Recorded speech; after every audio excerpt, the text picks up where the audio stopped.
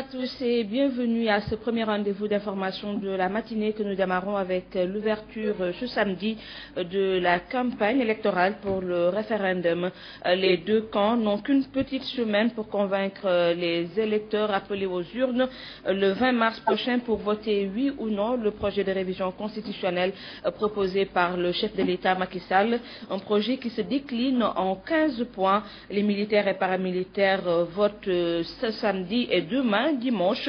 Ils sont près de 21 000 inscrits sur les listes électorales répartis dans 47 lieux de vote pour 66 bureaux de vote sur l'ensemble du territoire national.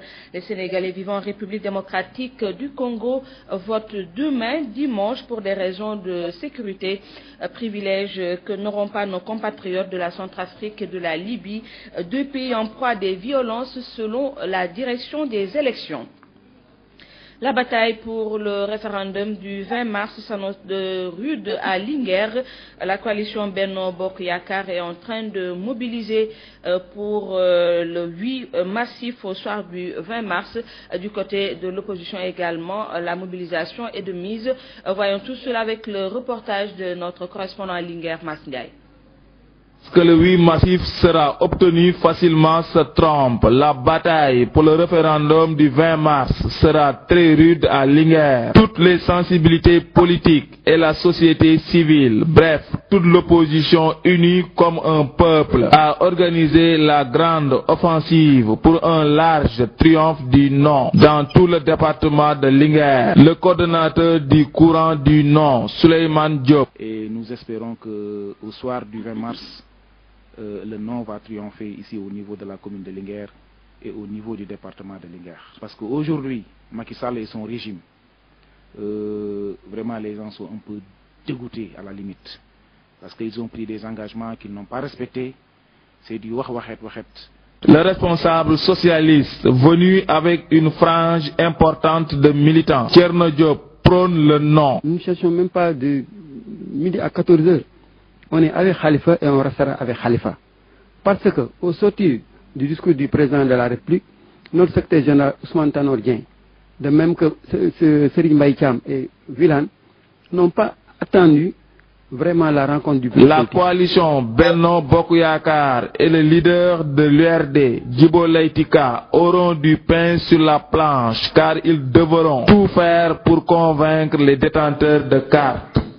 Ali Haïdar, membre de la coalition Benno Tanor, s'est également prononcé sur cette crise qui mine le Parti socialiste et c'est pour prendre la défense de Khalifa Sall, nous dit Aminata Dramé. Au Parti socialiste ne laisse pas stoïque Ali Haïdar. L'écologiste et membre de la coalition Benno Tanor situe les responsabilités. J'avoue honnêtement que j'ai plus de sympathie pour Khalifa Sall que pour Ousmane Tanor Dieng. Je dénonce bien sûr la violence qui a fait suite à leur réunion. Ça, ce n'est pas bien.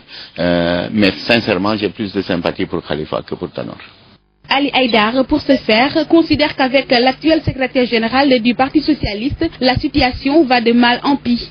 Les résultats du Parti socialiste ne font que dégringoler, parce que Khalifa Sall, c'est quand même le maire de Dakar. Vous avez un candidat socialiste qui est maire de Dakar. Et un secrétaire général qui est maire de Nguyen. Le Parti socialiste, ou la première formation politique au pouvoir au Sénégal, connaît des soubresauts depuis son basculement dans l'opposition.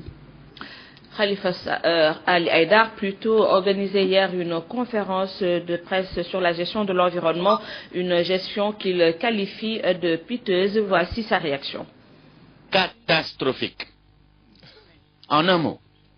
Et ce n'est pas de l'incompétence, c'est de l'inconscience. Je le dis haut et fort. Je viens du Médina Yoro Fula et je salue d'ailleurs le dynamisme de notre armée nationale qui a mobilisé une vingtaine de véhicules qui ont sillonné le Médina Yoro Fula. J'y étais. C'est catastrophique. Il y a des dépôts installés le long de la frontière avec la Gambie, des dépôts à 1 kilomètre de la Gambie où il y a des centaines de milliers de troncs. Notre forêt, je lui donne 2 ans pour qu'elle disparaisse.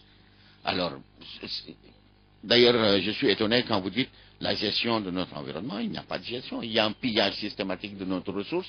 avec la complicité des eaux et forêts, avec la complicité de beaucoup d'autorités. Et nous parlons de toute autre chose à présent. Le front mis sur place par différents syndicats organisé hier un grand rassemblement à la place de l'Obélisque. C'est pour réclamer la matérialisation des accords signés avec le gouvernement. Les différents syndicats membres de l'intersyndicale menacent de paralyser tous les secteurs si rien n'est fait, nous dit Ndeye Dimendao.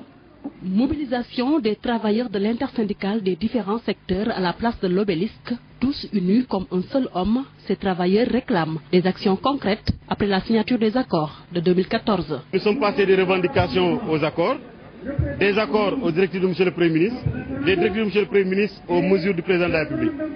Quand même, il faut qu'on comprenne que ce pays doit avancer.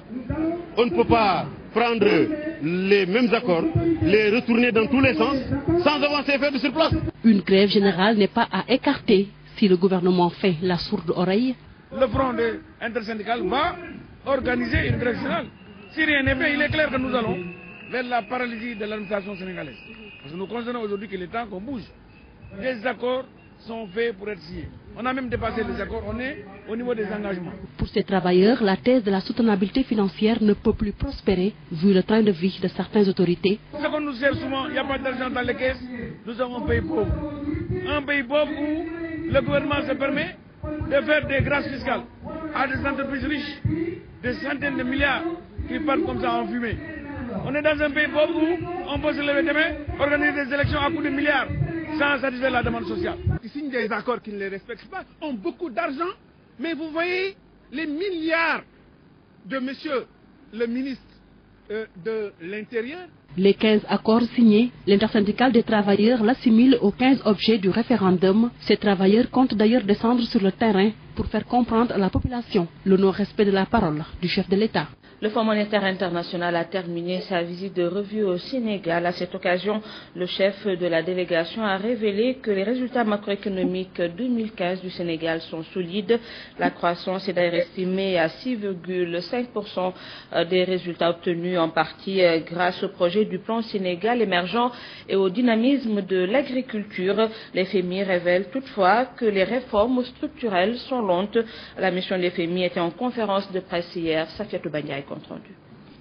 La mission du Fonds monétaire international dirigée par Ali Mansour, les résultats macroéconomiques 2015 ont été solides et la croissance du Sénégal s'est établie à 6,5%, une première en 12 ans. Des résultats qui s'expliquent selon le FMI par le lancement des projets liés au plan Sénégal émergent et par le dynamisme de l'agriculture. La mise en œuvre du programme au titre de l'ISPE continue ainsi d'être satisfaisante. Tous les critères quantitatifs et la plupart des objectifs indicatifs pour 2015 ont été tenus, y compris l'objectif de déficit budgétaire. Cette mission du Fonds monétaire international précise cependant que la mise en œuvre des réformes structurelles a été lente et plusieurs repères structurels n'ont pas été mis en œuvre. Toutefois, les perspectives économiques restent favorables à court terme avec un taux de croissance projeté à 6,5% en 2016, une détermination des autorités saluée par le Fonds monétaire international qui les appelle toutefois à continuer à mener une politique budgétaire appropriée en maintenant l'objectif adopté de déficit budgétaire de 372 milliards de francs CFA, soit 4,2% du PIB. La mission pense toutefois que le Sénégal devait redoubler d'efforts pour renforcer la gouvernance économique. Elle n'a pas manqué de rappeler la nécessité de signer des contrats de performance avec toutes les entreprises bénéficiant d'un appui financier de l'État. Terminons ce flash d'information avec de la lutte. La bande jaune qui délimitait les camps des supporters au stade Demba Diop sera enlevée demain dimanche lors du combat de lutte. Une décision prise par le comité de gestion de lutte de commun accord avec les promoteurs et les camps des deux lutteurs, nous dit Aïcha Kamara. Première, la bande jaune qui séparait les deux camps des lutteurs sera supprimée lors du combat devant opposer Boigna 2 à Gargambosey. Que ce soit le début d'une nouvelle ou simplement de revenir à l'orthodoxie du sport. Faire en sorte que les deux fans clubs, les deux camps de supporters, comme nous les appelons communément, se retrouvent et ensemble magnifient notre sport national. Une décision qui vise à raffermir les liens entre supporters, car le sport est un élément fédérateur. On est assez majeur, assez mature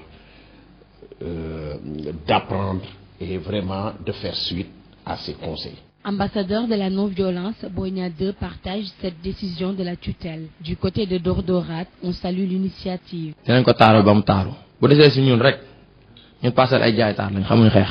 ni ñëpp ànd dem ci combat bi ak fair play ñu ànd ak fans club bu ñoom Garga Mbossé bokk ak ñoom ndey bokk baay. Le groupe Barriaï annonce qu'il sera de la partie. Ces adeptes de la non-violence appellent tous les supporters à la retenue. Espérons que le message sera entendu et que cette décision fasse tache d'huile pour le reste de la saison.